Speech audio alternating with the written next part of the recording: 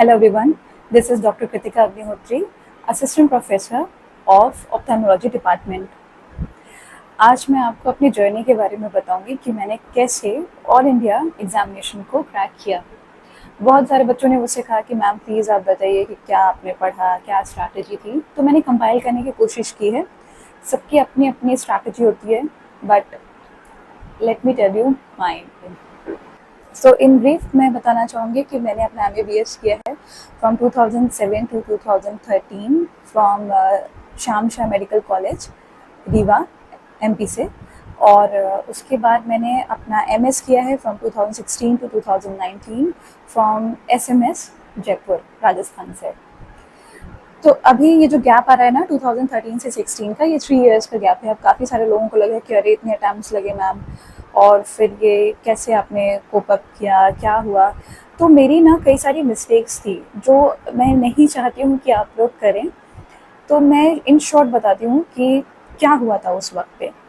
Actually ना जब हमारा मार्च 2012 में एग्ज़ाम ओवर हुआ था फाइनल ईयर का, देन वी स्टार्टेड प्रिपेयरिंग। उस समय क्या होता था कि एम्स कंडक्ट कराता था, तो मुदित खन्ना और अमित आशीष के सॉल्व पेपर्स आते थे, वही पढ़ते थे हम लोग, और उसके ही टॉपिक्स पढ़ के एग्ज़ाम देना होता था, जैसे हमारे सीनियर्स बताते थे।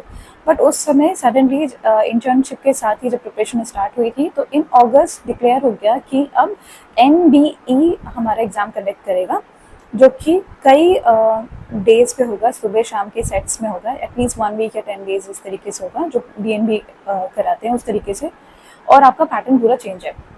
तो जब तक हम समझ पाते, हम लोगों को नहीं आया था हमारे बैच में, और हम लोगों ने फॉर्म फिलअप किया, एग्ज़ाम दे दिया 2012 में ही, ठीक है, नवंबर में ऐसा कुछ हुआ था। और उसके बाद फिर एग्ज़ाम जो था उसका रिज़ल्ट डिले हो गया, काफ़ी रिवोल्ट हुआ था, और काफ़ी लेट हमारा शायद मई ऐसा कुछ आया था, रिज़ल्ट आया था 2013 में।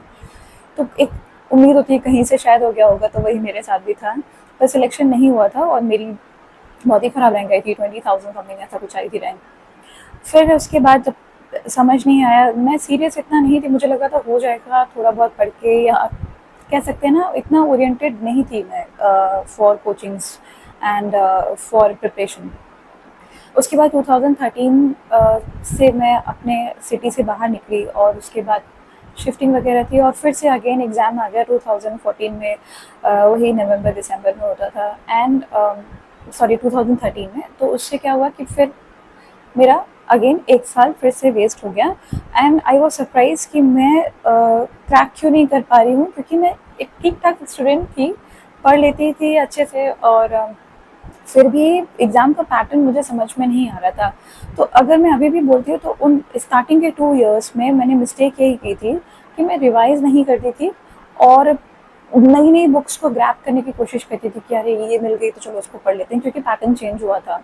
ऑलराइट, फिर मतलब अब शुरू होता है 2014 में मैंने थोड़ा सीरियसली लेना स्टार्ट किया, मैंने बुक्स पढ़ना स्टार्ट की, और एग्जामिनेशन पैटर्न जैसा था उस 1 लाइनर्स आते थे, क्लिनिकल क्वेश्चंस भी आते थे, जो इंपॉर्टेंट टॉपिक्स थे उन्हें पढ़ना स्टार्ट किया।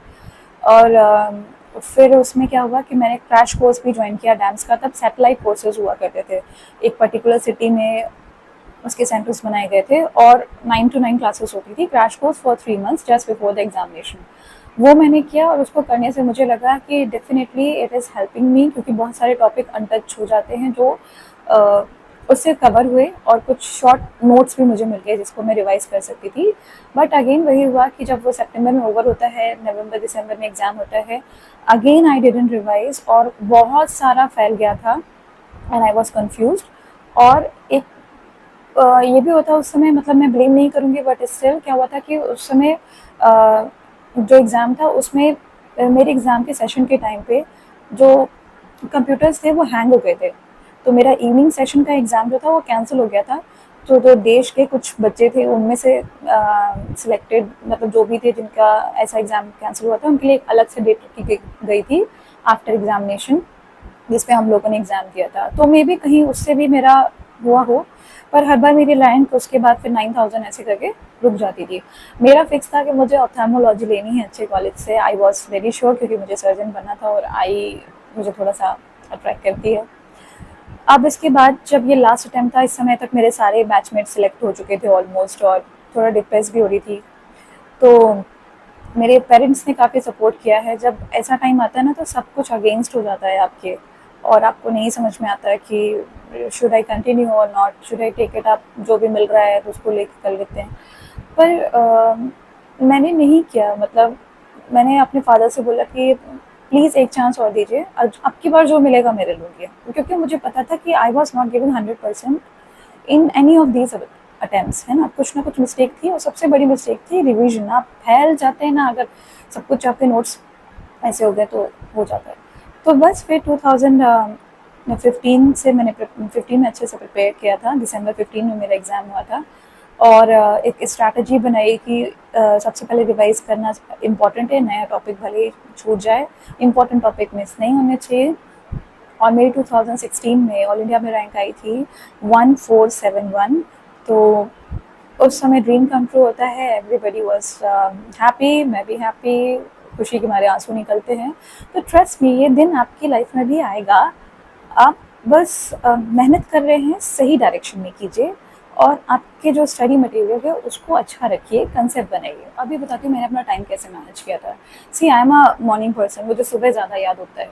तो मैं अपना डे स्टार्ट करती थी फ्रॉम 6 AM, थोड़ा बहुत जो भी ब्रश और आपका रिलैक्स हुए, फिर 6:30 से लेकर के मैं 10 AM तक पढ़ती थी या फिर रिवाइज करती थी। तो स्टार्टिंग में थोड़ा थोड़ा पढ़ना है आपको, और 6:30 to 10 AM जैसे जैसे एग्ज़ाम की डेट्स नज़दीक आएगी ना, आपको वो टाइम रिवीजन के लिए रखना है, क्योंकि मुझे लगता है मॉर्निंग में ज़्यादा अच्छा रिवाइज होता है। वो आप पर डिपेंड करता है, आपका सबसे ज़्यादा ग्रास्पिंग पावर कब है, ठीक है। तो उसके बाद 6:30 to 10 AM तो मैंने ये अपना रूटीन सेट किया फॉर रिविजन। 10 to 1 PM मैंने अपना कोई न्यू टॉपिक या इम्पोर्टेंट टॉपिक है जो मैंने नहीं पढ़ा है उसे पढ़ लिया। 1 से 2 लंच, बेदिंग, एवरीथिंग ये सब करने के बाद फिर 2 to 4 थोड़ा सा मैंने जैसे लाइट स्टडी रखी थी, रिवाइज कर रही हूँ या जो भी देखा है उसको पढ़ लिया।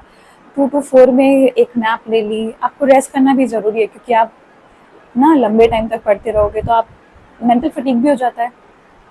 4 to 6 मैं फिर स्नैक्स और इनके साथ थोड़ा सा फिर से क्या किया, कोई इम्पोर्टेंट टॉपिक उठा लिया, क्योंकि मेरा 4 to 8 PM, क्योंकि स्नैक्स टाइम से लेकर के आपका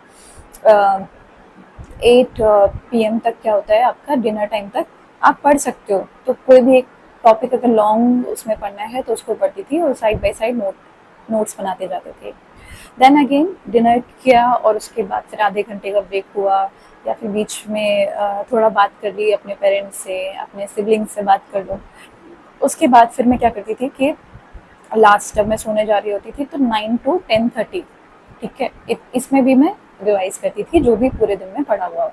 पढ़ने का तरीका यही है कि आप MCQs देखिए, ठीक है। कोई भी जो टॉपिक वाइज आते हैं तो वो तो बहुत ही अच्छे आते हैं। अब तो आपके पास बहुत अच्छे अच्छे इक्विपमेंट्स हैं और अच्छे अच्छे स्टडी मटेरियल्स हैं, जैसे कि मैं सुनती रहती हूँ बच्चों से, मैरो, क्रैप लैडर, सेरेब्लम, पता नहीं और भी बहुत सारे हैं। तो उनसे भी आप पढ़ सकते हैं, नोट्स में रिवीजन कर सकते हो। बट हमेशा ना कोई भी एक जगह पे सब चीज़ फिक्स कर लीजिए और बार बार वहीं से देखिए। जैसे आपने कोई फर्स्ट स्टडी की है तो उसमें आप ये देखो कि आप पहले हाईलाइट करो क्या चीज़ इंपॉर्टेंट है, रिस्पेक्टिव टॉपिक का MCQ देखिए, और MCQ को उधर ही मार्क कर दीजिए आपके टॉपिक में। तो उससे क्या होगा ना, जब आप रीडिंग करेंगे ना तो आपको MCQ उसी वहीं पे क्वेश्चन में लगा हुआ दिखेगा।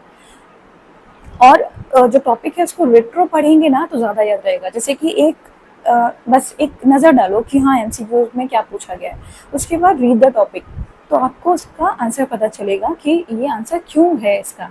तो हमेशा जो MCQ करते हैं आप, तो उसको ऐसे पढ़ना है, उस रिस्पेक्टिव टॉपिक को जाके पूरा पढ़ना है, और उसके क्वेश्चन विद ऑप्शंस जाके मार्क करने हैं।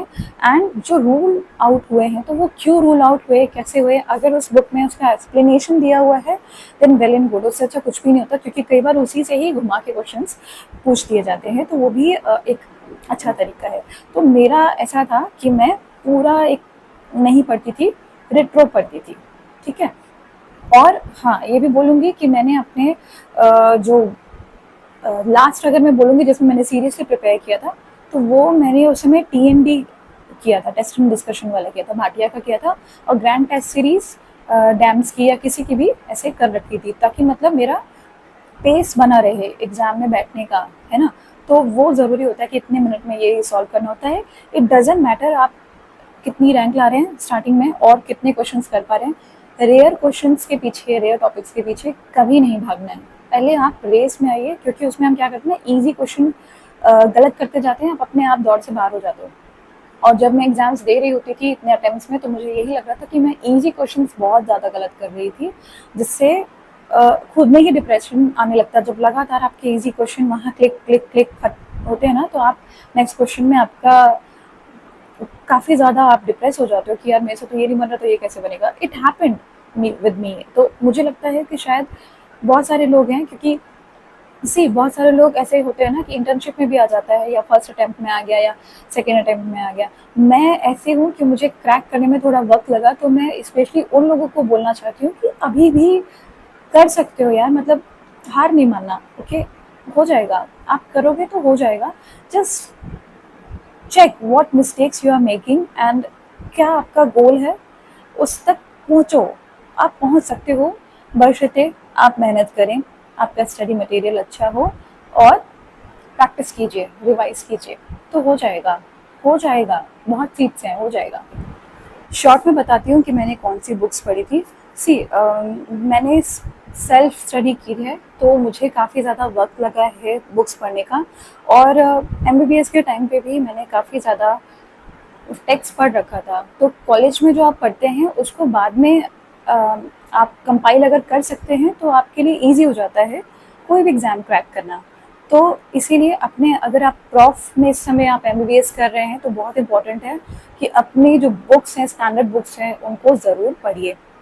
अभी बताती हूँ कि मैंने कुछ जो बुक्स थी जिन्होंने काफ़ी हेल्प किया मुझे, जो मैंने अपने लास्ट 2 ईयर प्रिपरेशंस में चेंज किया, तो वो बताती हूँ। तो सबसे पहले तो मेरे लिए क्या है कि ये मुझे मालूम हो गया था कि फर्स्ट ईयर सब्जेक्ट्स आपका बेस बनाएंगे और काफ़ी अच्छे से प्रिपेयर होने चाहिए। तो एनाट, फिजियो और बायोकेम के लिए अलॉन्ग विथ फोरेंसिक एक बुक आती थी अरविंद अरोरा की, तो उसमें ना सब एक नोट्स की तरह कंपाइल करके दिया हुआ है, तो वो मैंने काफ़ी अच्छे से पढ़े थे। और उसमें से भी जैसे एक टेस्ट कॉपी की तरह बना ली थी, जैसे कि ब्रांचेस है नर्व की, या आर्टरी है, या बायोकेम की साइकिल्स हैं, या इंपॉर्टेंट टॉपिक्स ऑफ फिजियोलॉजी है, इनको मैंने एक टेस्ट कॉपी की तरह लिखा हुआ था, जिसे मैंने बताया ना 6:30 से 10 बजे तक मैं सिर्फ रिवाइज करती थी।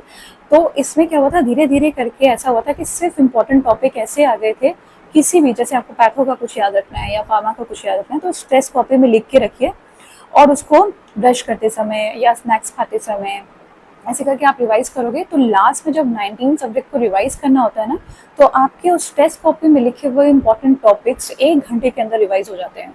एंड इट इज़ पॉसिबल, आप डेली करोगे ना, हो जाएगा। 8 मंथ्स का एक अच्छा खासा मैंने जिसको बोलते हैं ना स्टडी किया था। उसे बहुत ज़्यादा ये नहीं इम्पोर्टेंट है कि आप कई कई घंटे पढ़ रहे हैं, आप क्या पढ़ रहे हैं और कितना आपको याद रह रहा है, ये ज़्यादा इम्पोर्टेंट है। तो ये तो था फर्स्ट ईयर के सब्जेक्ट का। इसके बाद है, मैंने लिख के रखा है क्योंकि काफ़ी टाइम हो गया, मुझे भूल गया। तो इसमें फिर आता है आपका पैथो, फार्मा और पीएसएम। ठीक है, पी से जो स्टार्ट होते हैं मेजर सब्जेक्ट्स, ये बहुत इंपॉर्टेंट है, इनका वेटेज भी काफ़ी होता है। अभी भी पैटर्न जैसे चेंज हो रहा है, तो अभी जैसे कह रहे हैं कि वन लाइनर्स कम हो गए, कंसेप्चुअल हो गया है, तो ये आपके बेस बनाते हैं। उसी क्लिनिकल में आपको लिख देंगे कि अरे इसका फाइंडिंग में ये मिल रहा है, पैथोलॉजी में या फार्माकोलॉजिकल ड्रग्स ये चल रहे हैं, तो आप उससे रिलेट कर सकते हैं कि अच्छा ये तो इसमें चलती है, तो क्लिनिकल ये आंसर हो सकता है। ठीक है, तो पैथो की एक बुक थी देवेश मिश्रा सर की, वो मैंने पढ़ी थी। फार्माकोलॉजी का पल्स पब्लिकेशन के एमसीक्यूज आते थे विद एक्सप्लेनेशन, और टेक्स्ट स्टार्टिंग में लिखा रहता, तो वही पूरी रट ली थी मैंने, वो शुरू से थी। और वो मैंने शायद अपने यूजी टाइम से, अंडर ग्रेजुएट के टाइम से ही उसको मैंने लगाना शुरू किया था, अपडेट कर लिया था लास्ट अपना जब प्रिपरेशन टाइम था तब। फिर उसके बाद आपका था पीएसएम, जिसमें विवेक जैन है, बहुत ही बढ़िया बुक है। और उसके जो टेबल्स होते थे छोटे छोटे, वो मैंने, जैसे आपने मूवी देखी होगी ना गजनी, उस तरीके से अपनी वॉल पे चिपका रखे थे। पूरी वॉल भरी हुई थी, इसमें छोटे छोटे चिट्स लगे हुए थे, जैसे वेक्टर बॉर्न डिजीजेस के लगे हुए थे, और मतलब पीएसएम के कुछ प्रोग्राम्स थे जो जो पूछे गए थे, उसकी छोटे छोटे छोटे ऐसे लगे हुए थे, जिसको मैंने ना जस्ट देखते देखते आपको याद हो जाता है। जैसे ऑप्सटाइमी है तो उसमें पेल्विस पूछा जाता है, या फार्माकोलॉजिकल कुछ ड्रग्स हैं, ड्रग के रिएक्शन होते हैं, या क्लासिफिकेशन है, तो उसको छोटी छोटी चिट्स में लिख लिख के मैंने पिन अप करके रखा हुआ था, उसमें पूरी वॉल पे चिपके रहते थे, तो वो दिख जाते थे और उससे बहुत सारे क्वेश्चन आए थे। ठीक ठीक है। तो वो जो कि टिक करने वाले क्वेश्चन होते थे कि इजी क्वेश्चन के बिना देखे आपको आंसर आना चाहिए, तो वैसा था। ओके, तो अब इसके बाद है जैसे माइक्रो की बात बताती हूँ। माइक्रो में एक रचना चौरसिया बुक आती थी, मैम की बुक थी, वो अच्छी थी। उसका मैंने एमसीक्यू किए और रिस्पेक्टिव ऑर्गेनिज्म पढ़ लिया, बस। उससे ज़्यादा मैंने कुछ नहीं किया था। छोटा सा एक कॉपी बना ली थी जो कंफ्यूजिंग पैरासाइट्स होते हैं उसको, ठीक है। अब इसके बाद आप अगर आगे चलें तो आपकी आती है मेडिसिन सर्जरी, पहले बताऊंगी, शॉर्ट सब्जेक्ट को बाद में बताती हूँ। और उसमें था मेडिसिन सर्जरी और ऑप्स गायनी। तो मेडिसिन सर्जरी और ऑप्स गायनी के लिए मैंने डैम्स के नोट्स पढ़े थे, जो क्लासरूम नोट्स होते हैं वो। और अमित आशीष जो बुक हमारे टाइम से शुरू से आ रही थी, अंडर ग्रेजुएट के टाइम से, वही मैंने तब भी पढ़ी थी। सर्जरी की एमसीक्यू के लिए प्रीतेश जैन मैंने लगाई थी, बट बहुत ज़्यादा वास्ट थी। आपको प्रैक्टिस करना तो आप कर सकते हैं, नहीं तो मेरे हिसाब से नोट्स और आपके टेस्ट सीरीज से ऑलमोस्ट कवर हो जाता है। और बाकी सब वही मैंने बोला ना कि सब कंपाइल करना होता है एंड में, तो ये सब चीज़ें बेसिक सब्जेक्ट्स का एप्लीकेशन बताती हैं। और ऑप्स गायनी का मैंने दीप्ति मैम के नोट्स पढ़े थे, ऑसम नोट्स थे। और एमसीक्यू बुक्स आपको जो भी मिले आप क्वेश्चंस लगाइए और नोट्स के थ्रू उसमें नोट्स में आप लिखते जाइए। और इसके बाद आपका आता है पीडियाट्रिक्स, तो वो भी अरविंद अरोड़ा की ही बुक में था, शॉर्ट सब्जेक्ट्स में था। और जो टॉपिक आए हुए थे उसको मैंने ओपी घई से, क्योंकि हमने कई बार पढ़ ली थी फाइनल ईयर में, तो उससे जाके मैंने पढ़ लिए थे। तो यही मैं बोल रही हूँ ना कि मैंने सेल्फ स्टडी बहुत ज़्यादा कर रखी है। अब आप लोगों के लिए बहुत ज़्यादा वीडियोज़ और सब लेक्चर्स अवेलेबल है, तो इट्स गुड फॉर यू। पर उसमें भी टॉपिक चूज़ कर लेना, सारे टॉपिक्स में मत वो करना। अब बात करती हूँ शॉर्ट सब्जेक्ट्स की। तो शॉर्ट सब्जेक्ट्स में अक्रॉस एक बुक थी, तो वो उसको मैंने किया था, उससे क्वेश्चंस करती थी। तो जैसे अगर मैं स्पेसिफिकली मेंशन करूँ तो जैसे ईएनटी ऑप्थैल, ईएनटी की एक बुक थी, साक्षी अरोरा मैम ऐसा एक बुक आती थी, तो उससे किया था मैंने। और ऑप्थैल्मोलॉजी, आपका साइकेट्री, एनेस्थीसिया और डर्माटोलॉजी, ऑर्थोपेडिक्स, ये सब अक्रॉस में आ गया था। अक्रॉस के लिए एक बुक लॉन्च हुई थी तब, मुकुल मोहिंद्रा सर की, तो उसमें एक शॉर्ट कंपाइल्ड नोट्स थे, वो मैंने पढ़े थे। रेडियोलॉजी, सुमेश सर के नोट्स बहुत अच्छे होते हैं डैम्स के, वो उसको पढ़ लिया था मैंने।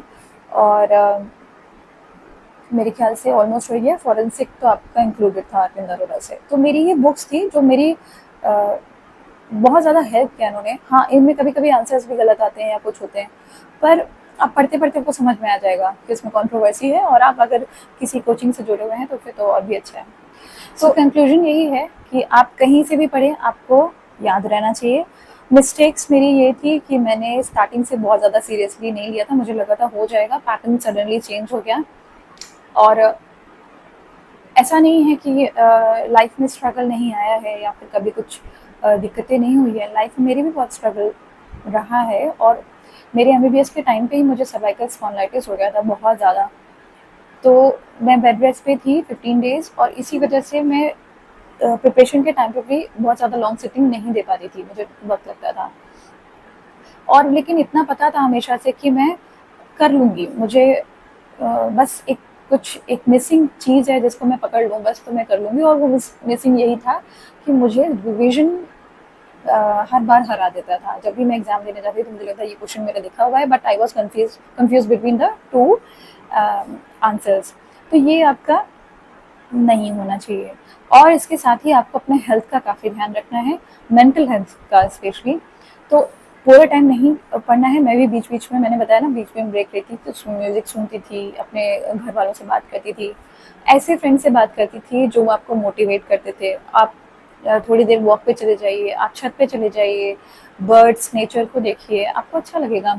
कोई ज़रूरी नहीं है कि आप पूरे 7 डेज़ पढ़ो, किसी एक दिन आप पूरा ब्रेक भी ले सकते हैं। बट यही है कि आपने बाकी 6 डेज़ एकदम ऐसे पढ़ना है कि कोई और आपको मतलब डिस्टर्ब ना करे इस तरीके से। तो लास्ट ईयर जो मैंने किया था, उस समय बस मेरा ऐसा था कि मैं डिसअपियर हो गई थी। सिर्फ मैं अपने मम्मी पापा भाई बहन को दिखती थी, और जब टेस्ट एंड डिस्कशन के लिए जाती थी बस तब दिखती थी। तो हाँ, आपको सेक्रीफाइस करना पड़ेगा, तब आपको फल मिलेगा ऑब्वियसली। और हमारी जो जर्नी है ना, ये हमेशा टफ ही होती जाएगी। धीरे धीरे क्रैक करके आप सीखोगे कि हाँ, अभी ये रैंक आ गई है, तो अब इस पे अब काउंसलिंग कैसे करनी है, क्या ब्रांच चूज करनी चाहिए, ये सब हमेशा कन्फ्यूजन रहेगा।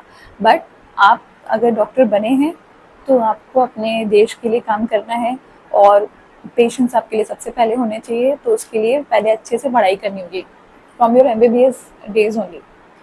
सो विद ऑल दिस मुझे लगता है मैंने काफ़ी हद तक गाइड किया होगा। और सक्सेस स्टोरीज बहुत होती हैं, फेलियर स्टोरीज जो होती हैं उनसे भी काफ़ी सीखने को मिलता है। तो मैं अक्सर ऐसे स्टूडेंट्स का इंटरव्यू देखती थी जिन्होंने मतलब अपने मिस्टेक से या फेल हुए हैं तो उसके बाद कैसे कवर किया है, उनको इंटरव्यू या सुन के मुझे काफ़ी मोटिवेशन मिलता था। तो आपको सभी को ऑल द वेरी बेस्ट। आप कर सकते हैं, जो सिलेक्ट हो गए हैं उनको बहुत बहुत कॉन्ग्रेचुलेशंस। आप अपनी फील्ड में बहुत अच्छा करिए और सबका हो जाएगा बीच में, अगर आप मिस्टेक्स पे ध्यान दें और रिवाइज करें और कभी हार ना माने तो। All the very best. Thank you for watching.